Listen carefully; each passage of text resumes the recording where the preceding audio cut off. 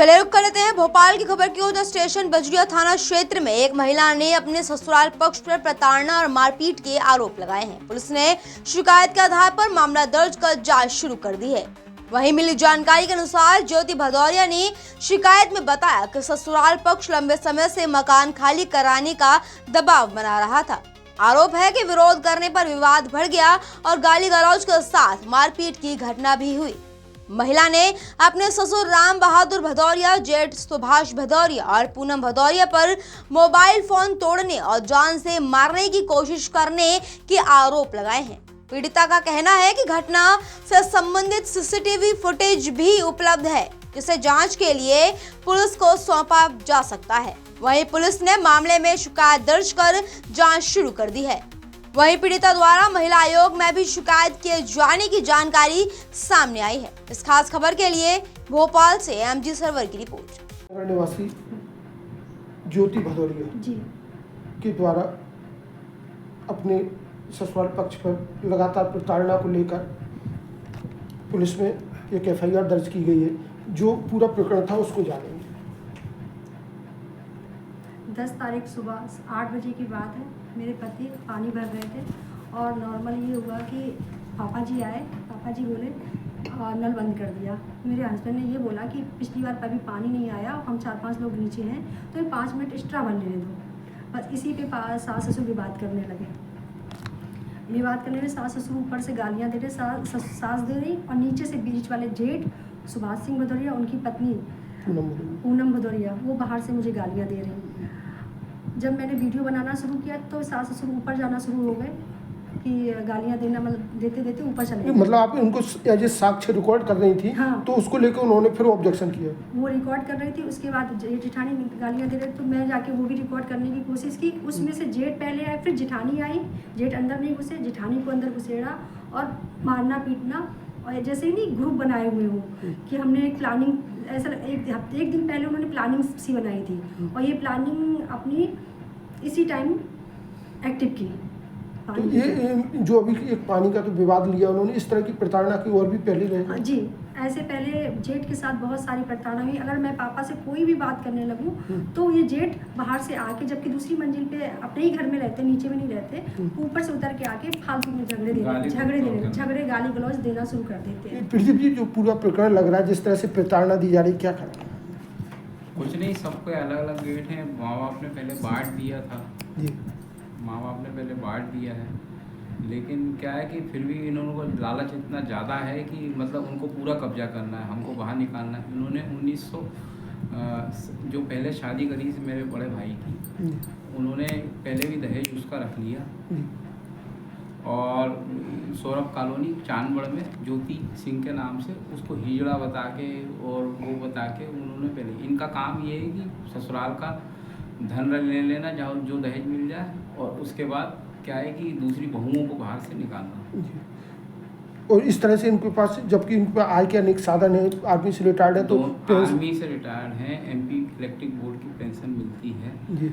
और उसके बाद इनको अभी 15 लाख रुपए 1971 में ये घायल हुए थे हाथ पैर से, उसकी भी 15-20 लाख रुपए मिले, मतलब 40 से 1 लाख रुपए हैं। अभी नई गाड़ी भी ली है उन्होंने। और भी अचल संपत्ति है जो दूसरे अचल संपत्ति है यहाँ पर, जो उज्जैन में 5 प्लाट हैं इनके जी। ये तीनों बच्चों के नाम कर रखे, मेरे नाम कुछ नहीं किया, लेकिन मुझे फ्री में ऐसे ही बाहर निकालने की और झूठे आरोप लगा के, जैसे उस औरत को सौरभ कॉलोनी में ज्योति भदौरिया थी, उनको उन्होंने लगाया हिजड़ा फलाना ठिकाना, ऐसे करके उनको कोई एलिमनी नहीं मिली। ठीक है, उनकी कहीं शादी हो गई और सौरभ कॉलोनी चांदवड़ में, और हमको भी ऐसे ही निकालना चाहते हैं कि मतलब पूरा कब्जा करना चाहते हैं, मारपीट के किसी भी तरह इनको बाहर किया। इसके लिए आपने पुलिस में भी कुछ पुलिस में कंप्लेंट करी है, उसके बाद अभी मारपीट के जो हैं FIR हुई है, और अब थाना स्टेशन बजरिया में अपना सब प्रकरण पूरा दर्ज है।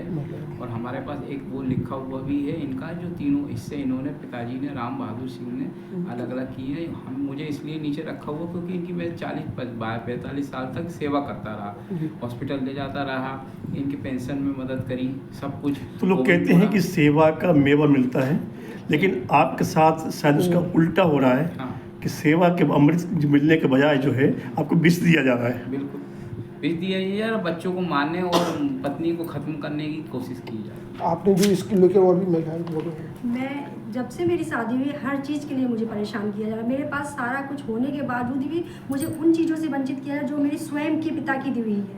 उनमें महिलाओं के लिए यही संदेश ये है कि भैया जो भी यंग एज लड़के या लेडीज हैं वो अपनी व्यवस्था अपनी कमाई का साइड में रखें और अपनी आपकी व्यवस्था एक स्वयं पीड़ा है जो आप एक परिवार में, एक संयुक्त परिवार में जो पीड़ा झेल रही है उसको लेके आए। महिला आयोग के लिए भी आपने कुछ ऐसा? जी महिला आयोग में भी मैंने रिपोर्ट की है। 112 में भी मैंने, घर से मुझे निकलने नहीं देते तो 112 की भी सहायता ली है, 181 की भी सहायता ली है। और साथ में ये भी मैं कहना चाहती हूँ हर यंगस्ट से कि भैया माँ बाप भाई बहनों की इतनी मानो जिससे अपना परिवार बचा रहे, अपने बीवी बच्चों की इज्जत बची रहे। आपने इतने 30-40 साल सेवा की तो मन में बड़ी पीड़ा भी है कि आज आपको घर से बेघर होने की नौबत आ गई है, तो ये एक पीड़ा भी हो सकती है। और मुझे उस टाइम पे सबसे ज़्यादा बुरा लगा कि जब मेरे पापा आज से 18 साल पहले ख़त्म हुए, उस टाइम पे मेरे जेठ और सास जी ये कह रही हैं कि जाओ अपने पापा की प्रॉपर्टी में हिस्सा लो जाके। तब मैंने इस पर मैंने आवाज़ उठाई तो वो चीज़ दबी। अभी 3 साल पहले मेरे भाई 9 अगस्त को ख़त्म हुए, उसके बाद से इन लोगों ने मुझे कमज़ोर अकेला जान के मेरे साथ किसी प्रकार की कोई भी कोशिश ऐसी नहीं छोड़ी कि मैं घर से निकल जाऊं, परेशान हो जाऊं। हमारे पिताजी और उनके दोनों लड़कों पे 2 बार घरेलू हिंसा लगी है। एक बार तो चलो मान ले कि गलत, मतलब इस प्रवृत्ति के लोग हैं और आप जो हिंसक प्रवृत्ति का है, इस तरह की मानसिकता के लोग हैं, तो इससे आप यही चाहते हैं कि शासन से थोड़ा बचाव भी आपका हो सके और आपके हित सुरक्षित हो सके। हाँ, मुझे मेरे हक का मिले, मुझे किसी के हक का नहीं चाहिए। मैं जिस घर में रह रही हूँ, क्योंकि मेरे बच्चे अभी इस लायक नहीं हुए हैं, 4 सालों से मुझे इतना परेशान किया है, मेरे बच्चे इस लायक नहीं हुए कि मैं उनको कहीं छोड़ूँ, या मेरी बेटी अभी 10th में आई है, मैं उसको लेके कहीं जाऊँ, बिजली तक काटी। उम्मीद करें कि जो आपकी प्रताड़ना है पुलिस प्रशासन इसका संज्ञान ले, महिला आयोग भी इसका संज्ञान ले और एक अच्छा परिवार जो है उसको भी बचाने में, उसको समाज में भी अच्छे संदेश जाए। बहुत बहुत धन्यवाद। मेरी शादी ऐसे नहीं हुई है, मेरी शादी ऐसे हुई है, मेरी शादी की पूरे हिंदू रीति रिवाज से शादी हुई है। ऐसी शादी नहीं हुई कि कहीं से भी कहीं उठा ले आए हो। पूरा ज्वाइंट फैमिली है, पूरा परिवार अरेंज मैरिज है और पूरे विधि विधान से, पूरे लेन देन से। आपके संस्कार भी ऐसे बताए, आपके फादर प्रिंसिपल रहे हैं, तो एक शिक्षक आपका वातावरण रहा है, एक शिक्षित फैमिली रही है, तो इस तरह की जो प्रताड़ना है उम्मीद करें कि समाज भी और शासन भी इसका संज्ञान ले, एक न्याय आप लोगों को मिल सके। एक चीज़ मतलब मुझे समझ में नहीं आती कि सास ससुर हैं, उसके बाद दोनों भाई साड़ू भाई हैं, उसके बाद बहन है, ये सब मिलके एक आदमी के पीछे क्यों पड़े हैं? कितना इनको पैसा चाहिए? इनको 80,000 रुपये पेंशन मिल रही, मतलब कितना चाहिए एक आदमी को जीने के लिए? 40,000 रुपये, 40 लाख रुपए, 50,000 लाख रुपए इनके अकाउंट में है, इनको पैसे की इनकी कहा जाता है नहीं बढ़ रही। सबसे छोटा बेटा सबसे प्यारा होता है, लेकिन आज इस युग में हम देख रहे हैं एक उसी को सबसे ज़्यादा प्रताड़ना झेलनी पड़ रही है।